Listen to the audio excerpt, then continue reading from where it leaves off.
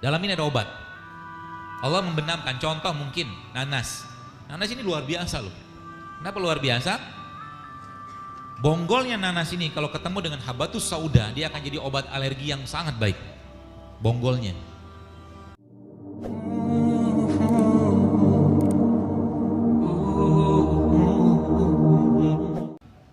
Dan di sini semua ada obatnya. Dalam ini ada obat. Allah membenamkan, contoh mungkin nanas. Nanas ini luar biasa loh. Kenapa luar biasa? Bonggolnya nanas ini kalau ketemu dengan habatus sauda, dia akan jadi obat alergi yang sangat baik. Bonggolnya. Apa bahasa sini bonggol? Tengahnya itu loh. Hah?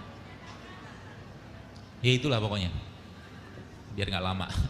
Di tengahnya nanas itu Anda ambil, ya. Kemudian Anda blender sama habatus sauda, maka itu akan jadi obat buat alergi, sinusitis segala macam. Insya Allah akan terbantu dengan itu. Ya. Di blender. Nih, apa tuh? Pepaya. Ya. Kok jadi pepaya sih? Ngetes. Kurang tempe. Kita sekarang aliran tempe ya. Aliran tempe mentah ya. Jakarta kabarnya tempe habis. Karena banyak kajian JSR membuat orang jadi mencari tempe. Tapi memang luar biasa efeknya. Ya. Apalagi teman-teman bisa bikin jus tempe. Tempe itu kalau Anda jus sama kurma, enaknya luar biasa. Ketawa dia.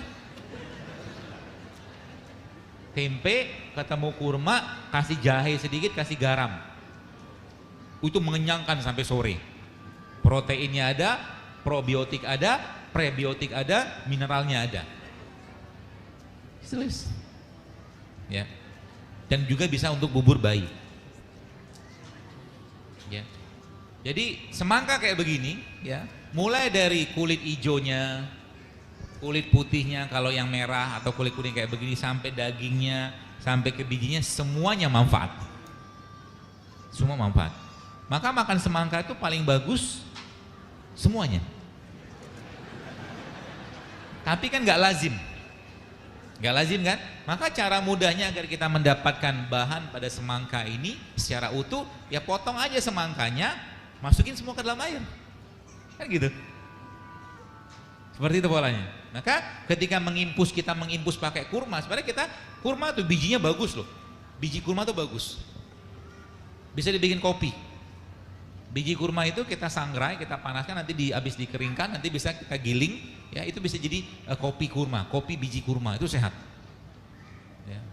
Maka kalau kita lihat kayak begini teman-teman sekalian, maka ucapkanlah Rabbana ma khalaqta hadza batila.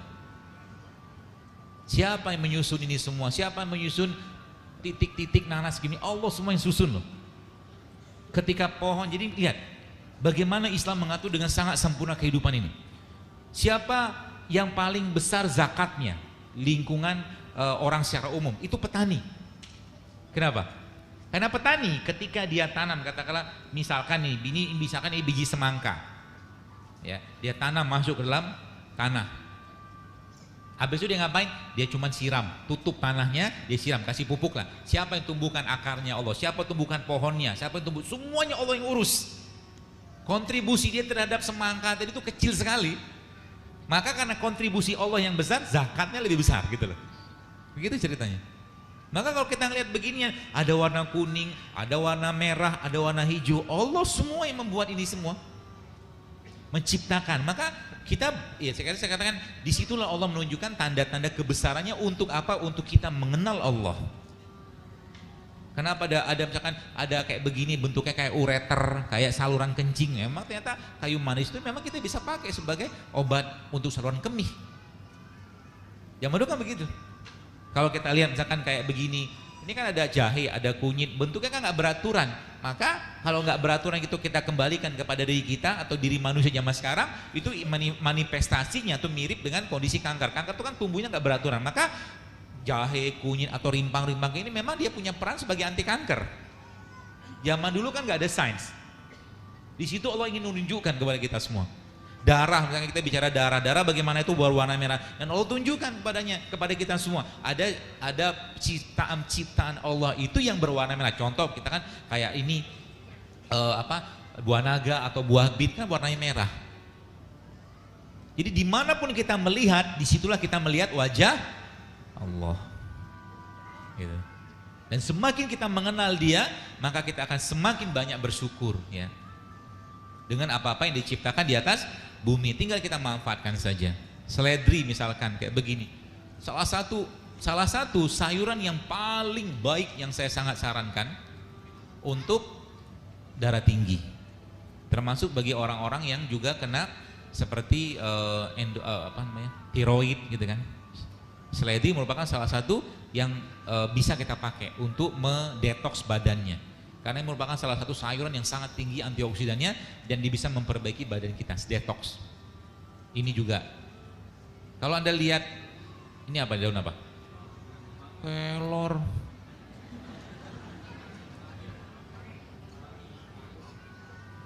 Kemangi. Daun mint, ya. Bau kan? Mint. Jadi daun ini kan bau wangi. Dia punya semacam bahan yang menguap. Maka ini bisa Anda pakai sebagai obat batuk. Ya, ketemu sama jahe, rendam sebentar sama air panas, wangi keluar, kasih madu, itu obat batuk. Sesimpel itu. Asal kita mau belajar, kita kembalikan semua kepada tanah, kepada apa yang Allah ciptakan di atas buminya ini. Sesimpel itu. Dan Allah nanti akan kasih petunjuk, serius. Bayangkan, saya pernah dapatkan ibu-ibu gitu kan, pernah share, dia cerita suaminya bukan nikah lagi, tapi suami itu ubannya hilang. Ya, ubannya itu mulai satu persatu hilang gara-gara ini ketumbar. Saya nggak heran, kenapa nggak heran? Ya karena memang di sini banyak antioksidannya. Atau juga kemarin pernah saya posting itu juga di Instagram juga, itu ada ibu-ibu cerita. Suaminya tuh kepalanya rambutnya rontok gitu kan, kayak botak gitu lah. Kemudian sama dia kasih suami tadi rimpang-rimpangan. Ada jahe, ada apa segala macam. Kemudian rimpang tadi sama dia diparut, dihancurin, itu dibalurin ke kepalanya dan rambutnya tumbuh coba. Serius. Tidak heran, ya karena dia menghangatkan, dia memperbaiki. Jadi kebanyakan rambut nggak tumbuh itu karena emang timbunan lemak di sini. Gitu. Makanya salah satu terapi yang kalau bicara tentang rambut alopecia gitu yang saya juga sarankan bagi orang-orang yang alopecia adalah dengan cara dibekam. Bekam itu bisa menumbuhkan rambut. Ya, seperti itu. Dan mulailah rutinkan untuk berbekam, terutama pada tanggal 17, ya kan sekarang tanggal berapa nih? 13 apa? Iya, 13 Hijriah, bulan apa lupa sih. Rabiul Awal. Puasa nih, kalian puasa hari ini. Ya. Azan zuhur jam 11 lebih 16 insyaallah pas.